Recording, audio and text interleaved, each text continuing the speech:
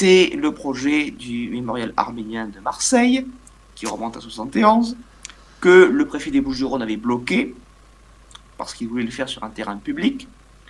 Et puis, fin 72, ils se disent, bah, écoutez, on va le faire sur un terrain privé. Et on va faire le double effet qui se coule, c'est-à-dire qu'on va le faire sur le terrain de l'église arménienne de Marseille, qui est à 200 mètres du consulat général de Turquie. Donc c'est un terrain privé, c'est juste à côté de chez eux. D'accord. Alors le préfet va intervenir pour dire, écoutez, les formulations les plus blessantes, retirez-les quand même, je suis le préfet, je peux au moins vous demander ça, bon, on va retirer cette formulation puisqu'elle vous déplaît, mais il ne peut pas empêcher sur un terrain privé d'inaugurer quelque chose.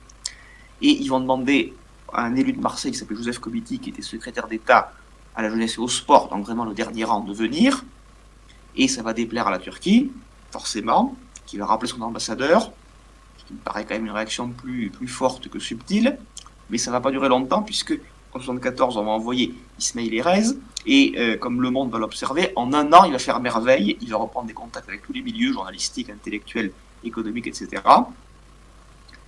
jusqu'à ce qu'il se fasse assassiner par des terroristes arméniens en octobre 1975. Ce n'était évidemment pas un hasard s'il l'ont assassiné lui, pratiquement en premier. C'est en raison de son importance au ministère et de ses succès avec la France. Je tiens quand même à dire, parce que beaucoup de Turcs en veulent à la France à cause de ça, ce n'est pas de la mauvaise volonté.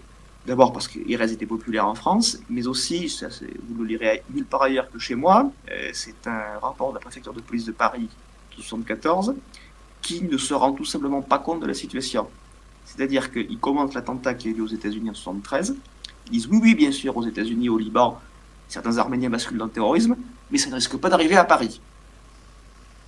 Ouais, il a manqué Les du jote renseignements là. généraux étaient sincèrement persuadés que ça ne pouvait pas se produire en France, en tout cas pas à Paris. Ils ont déchanté ensuite.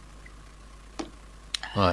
Cela dit, je tiens quand même à préciser que Valéry Giscard d'Estaing, président de la République depuis 1974, a interdit les manifestations du 24 avril à Paris après cet assassinat. Quand, en avril 1978, quand la Fédération révolutionnaire arménienne a voulu braver l'interdiction, ses membres ont été dispersés à coups de matraque et de gaz lacrymogène. Ouais.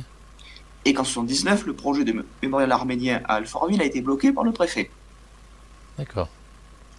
Quand, toujours dans la présidence Giscard d'Estaing, il va y avoir des visites bilatérales, notamment en 1976 et en 1981, qui vont très correctement se passer.